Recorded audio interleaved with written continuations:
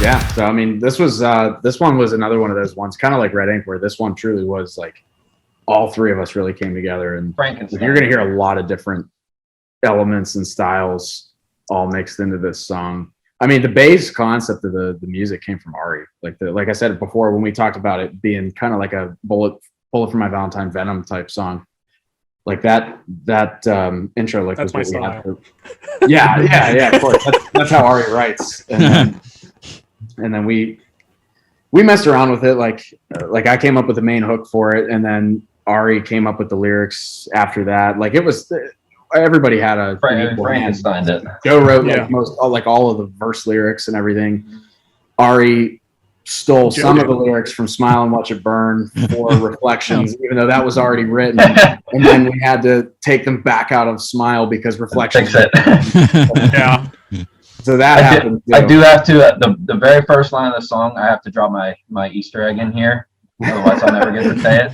So the first line. Italian? The first line of the song is, I was listening to like old Italian music, and it's a line in the Italian song. It's "C'è la luna mezza mar," which is the moon amidst the sea, and it's from like a traditional Italian like wedding song. It's romantic, and it is, but it's like, and then as like I was like, okay, this is like a cool line. I'm not exactly sure what it means, but it's kind of cool that like the cool line that I thought of, like was influenced by, eventually got meaning through the rest of the song as we're writing it, because we didn't even have the song title decided after we recorded it. We were driving home from the studio talking about what we should really title this, because of like talking about what it's really about.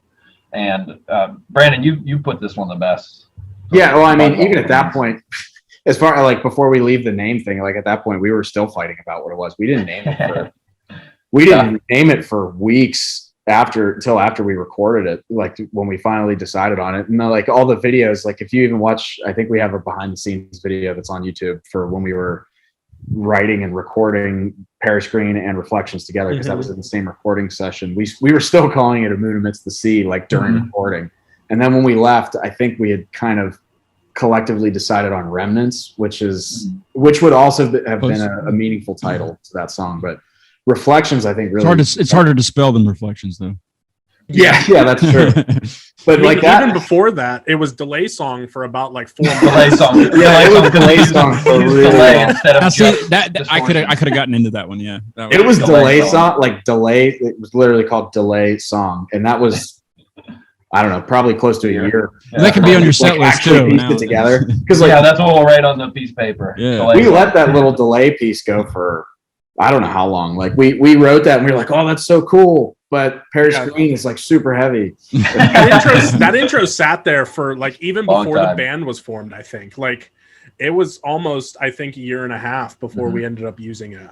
Anyway. Yeah, it took a long time, but like lyrically, like the whole thing really started with the chorus, and like the whole thing was like it's a concept that like I've struggled with for a long time, and like I'm a super sentimental person, and so like people could read the lyrics of the song and like think, oh, this person's suicidal. It's not the case. It's what you get from it.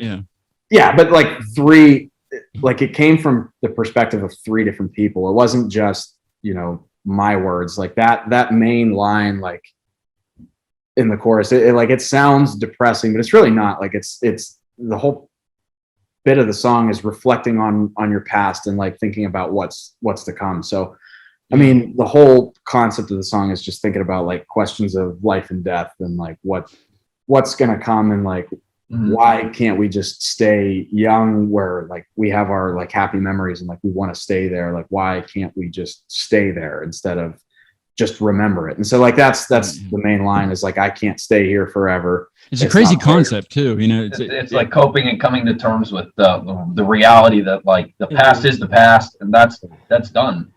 So that's definitely an aspect of it, which is and like Brandon said, it's like, and same thing, kind of a consistent theme from Red Ink is that everybody puts a little bit of something into writing this, so it's got, and then everybody who receives it and listens to it also comes at it from a different perspective, and it means different things to different people. Even like as it's written a certain way.